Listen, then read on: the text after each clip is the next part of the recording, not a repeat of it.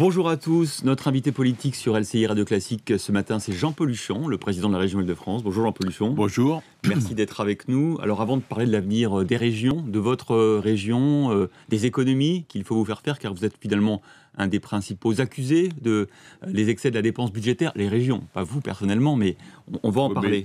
C'est à mon avis très peu pertinent, parce que les régions n'ont pratiquement pas ou très peu de dépenses de fonctionnement pures. Je regardais votre budget, vous avez 60% de dépenses de fonctionnement pour 40% de dépenses d'investissement. Alors là, vous voyez, ça fait partie des erreurs cardinales qu'on commet à ce propos. Qu'est-ce que c'est les dépenses de fonctionnement ? Nous, l'essentiel des dépenses de fonctionnement, c'est le fonctionnement des transports en Île-de-France. Ce ne sont pas les personnels. Mais non, en tout cas, ça peut être des personnels, mais qui servent à faire fonctionner des services. Et puis les personnels, c'est ceux qui sont dans les lycées, dans les cantines, qui réparent les lycées, etc. Donc tout ça, c'est pas des dépenses malsaines. De structure. Et les régions, je vous le rappelle, sont les collectivités qui investissent le plus. On peut même dire aujourd'hui que 75% de l'investissement public est réalisé par les collectivités locales. Quand j'étais moi-même étudiant, ça fait longtemps, c'était l'État qui faisait 80% des dépenses d'investissement public. Maintenant, ce sont les collectivités locales. Et personne ne semble s'en être aperçu. Pourtant, le discours général, c'est quand même de dire que, depuis 10 ou 20 ans, les dépenses des collectivités locales, qu'elles soient régions, départements ou communes, ont progressé. Les embauches de fonctionnaires dans les collectivités ont explosé et que les efforts faits par l'État ont été largement effacés par la politique d'expansion des collectivités.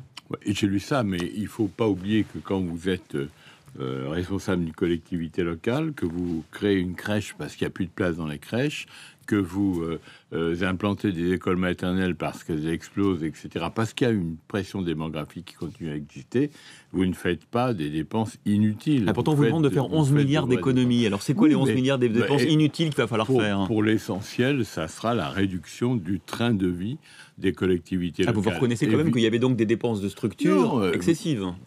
Non, il faut voir que les dépenses de fonctionnement, elles sont les dépenses pures de fonctionnement. Moi, dans mon budget, ça ne représente même pas 3% sur 5 milliards. Donc, c'est absolument ridicule. Les régions ne sont pas visées, si j'ose dire, par cette affaire. Les départements, à peine plus. Et c'est surtout ce qu'on appelle le bloc communal, et notamment les intercommunalités. Mais si on a créé des intercommunalités, c'est parce qu'on voulait justement réduire la dépense publique et la rendre plus efficace. Alors aujourd'hui, on en est là.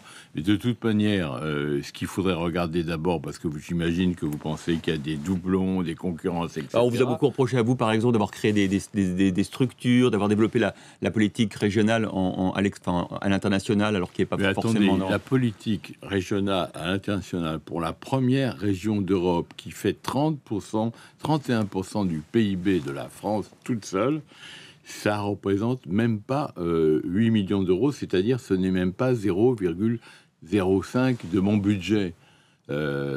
Par contre, quand on a un gros budget, 0,5, ça peut faire beaucoup. Mais il me paraît... Non, quand même pas. Il faut quand même pas refuser de regarder en face les choses. À Sao Paulo, nous allons créer une autorité de transport sur le modèle de la région Île-de-France. Ça va apporter beaucoup aux entreprises françaises. Quand nous allons à Dakar... Ça a été fait sous l'initiative de la région Île-de-France ? Mais bien sûr, parce qu'ils ont reconnu que nous avions un système qui était plus performant. Donc vous avez été un peu VRP des entreprises françaises en matière de transport urbain, des choses comme ça ? Bien sûr, et d'ailleurs quand je suis allé avec François Hollande justement à Sao Paulo, j'ai signé un accord pour créer une autorité de transport et créer des lignes de tramway. Et des lignes de tramway, c'est de l'emploi pour les entreprises françaises. C'est souvent des entreprises françaises qui sont là. Par ailleurs, écoutez, on peut dire ce qu'on veut sur les régions. Nous sommes la seule collectivité avec Paris qui soit dotée de la notation des agences, les fameuses agences de notation 3A. Elle a été encore confirmée il y a 2 semaines, cette notation. Si on était mauvais et si on dépensait n'importe quoi, je ne pense pas que les Américains et que les agents de notation nous classeraient meilleurs de toutes les collectivités. Vous voyez, ça c'est quand même un problème auquel il faut que ceux qui commentent de manière assez désordonnée et parfois très mal intentionnée les performances des collectivités locales regardent clairement qui est le plus dépensier. Et ce n'est pas du tout les régions. Et pourtant, la région Île-de-France va disparaître, on est d'accord, d'ici quelques années, puisqu'elle va être remplacée par peut-être le Grand Paris, elle a vocation à disparaître. Non, alors écoutez, je ne sais pas ce que vous appelez le Grand Paris. Pour moi, le Grand Paris, c'est d'abord et avant tout un réseau de transport. Non, mais il y a le projet... Attendez, ce réseau de transport, il est sous le contrôle du syndicat des transports d'Île-de-France et sous le contrôle de la région. Donc le Grand Paris, c'est moi, c'est dire.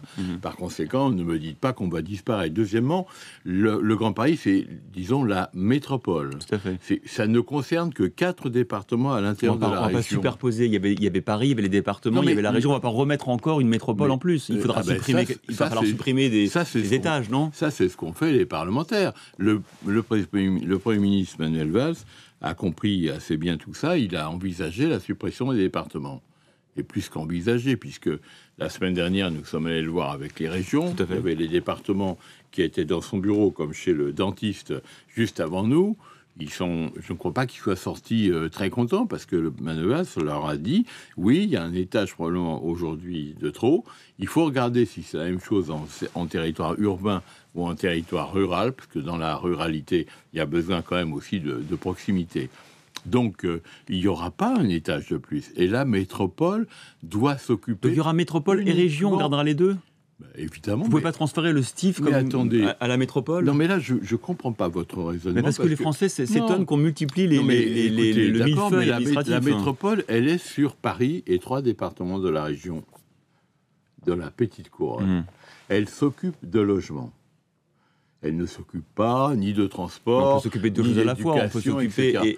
Pourquoi alors avoir pris une métropole ? Pourquoi pas avoir confié les responsabilités Mais c'est la loi. C'est la loi. Il y a une zone centrale dans la région Île-de-France, qui est la zone la plus proche de Paris. C'est vrai qu'elle a des problèmes particuliers. Et en particulier les problèmes de densité, je dirais, de logement, et c'est surtout. Donc il faut plutôt supprimer les départements de la petite couronne, les fusionner avec Paris, c'est ce qui sera fait avec la métropole, et laisser la structure régionale. Et vous marierez ça figure peut-être dans la loi. Et vous vous marierez avec quelle région ? Parce qu'il faut fusionner les régions. Écoutez, nous on est une région. Ou un bout d'une région. On est une région de 12 millions d'habitants. On a un PIB, 31% du PIB français. Ça suffit, vous voulez dire, vous êtes assez gros. Non, mais je veux dire, moi, je ne veux pas avoir l'air de vouloir annexer qui que ce soit.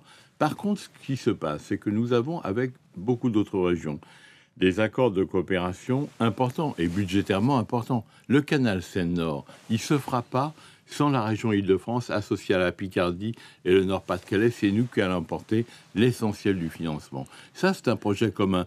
Si, à l'issue de ces projets communs, on peut rapprocher les entités, que ce soit des départements de la région ou même des régions ensemble, on n'est pas contre. Mais moi, je ne suis pas, franchement, le plus demandeur de grossir. Est-ce qu'il faut repousser d'un an les élections régionales de manière justement à ce que ces promesses de fusion de régions soient effectives ?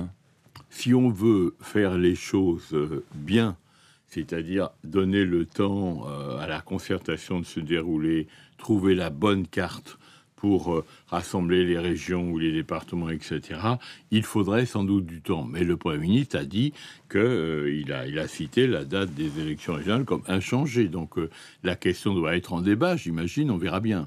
La question est en débat sur la date des élections. Elle est en débat au sein même, je dirais, du sein des seins gouvernemental. C'est déjà pas mal. Si elle est en débat au sein de l'Élysée et de Matignon, c'est une information. La question ne nous a pas été posée explicitement en ce qui nous concerne. Alors, on va demander d'abord maintenant les conseils de Jean-Paul Huchon pour Manuel Valls. Pourquoi je dis ça ? Parce que finalement, la gauche dont vous rêviez, la gauche social-démocrate, vous avez été, je rappelle, le directeur de cabinet de Michel Rocard, elle est au pouvoir avec Manuel Valls. C'est la ligne politique définie par François Hollande. Vous êtes content de cette révolution copernicienne achevée pour le Parti socialiste ? Écoutez, Manuel Valls, je le connais bien, parce qu'il était à Matignon avec moi quand j'étais directeur de cabinet. Ensuite, je l'ai connu à la région Île-de-France. À 24 ans, il a été conseiller régional et il a été mon premier vice-président chargé des finances. Et déjà à l'époque, il avait cet esprit de rigueur sur les dépenses, etc. Donc, personnellement, comme je suis vraiment, je crois, un ami long et sûr de Manuel Valls, moi, je me félicite qu'il soit en mesure aujourd'hui de faire repartir un peu, sur le plan de l'opinion et sur le plan de l'économie, la France. Et vous avez été confronté, vous aussi, à une majorité étroite lors de, je crois, votre première mandature au conseil régional. Ouais. Ah oui, on n'avait pas de majorité alors, du tout. Est-ce que là... 85 de gauche, 85 de droite classique, 36 du Front National. Et moi, j'ai gouverné quand même. Est-ce que ça peut arriver à Manuel Valls? Est-ce qu'on voit la grogne des députés socialistes sur le plan d'économie? Est-ce que vous lui conseillez de pas trop céder sur le plan budgétaire et peut-être d'aller chercher sur tel et tel projet, ponctuellement, l'appui des boîtes de l'UDI? On n'en est pas là. Pour le moment, il y a un dialogue assez... musclé. Assez carré, oui. Assez carré, qui est devenu plus dur hier. Qui se déroule entre les parlementaires et Manuel Valls. Manuel Valls, quand même un homme qui a aussi le sens du dialogue et qui devra trouver un point d'équilibre avec la majorité parlementaire. Ce point d'équilibre... Il faut lâcher du lest. Je ne pense pas que ce soit ça la question. Le point d'équilibre, c'est de ne pas toucher au symbole. Il y a 50 milliards d'économies à faire, allons-y. Faire attention à ce que ce ne soit pas récessif, que ça n'entraîne pas, bien sûr, l'économie française dans une phase de récession, parce que pour le moment, on est à une phase de stagnation, mais il ne faudrait pas que ce soit une phase de récession. Et pour ça... Sans doute faut-il prendre en compte les situations les plus difficiles, les plus tendues, les gens qui ont des petites retraites, par exemple. J'ai vu dans un article que vous n'étiez pas forcément reconnu quand vous preniez le métro à Paris, quand vous demandez même votre titre de transport. Écoutez, il faut venir avec moi quand je fais ce type de tournée qui est d'ailleurs assez habituel, parce que j'essaye de voir auprès des gens comment les choses fonctionnent. Moi, mon expérience personnelle, c'est qu'au contraire, je suis très reconnu. Le journaliste qui a dit ça est franchement le seul à l'avoir dit. S'il m'avait suivi plus que 20 minutes, il aurait vu à la suite de la tournée que j'ai été tout à fait reconnu. Les gens me connaissent, mais moi, je ne suis pas un type qui passe dans les grandes chaînes, je ne passe pas sur TF1, etc. la plupart du temps. Et pourquoi est-ce que les gens me reconnaissent quand même? Parce qu'ils savent qu'on est au travail et qu'on travaille pour eux et qu'on est, je dirais, dans la proximité. Et ça, ils le sentent.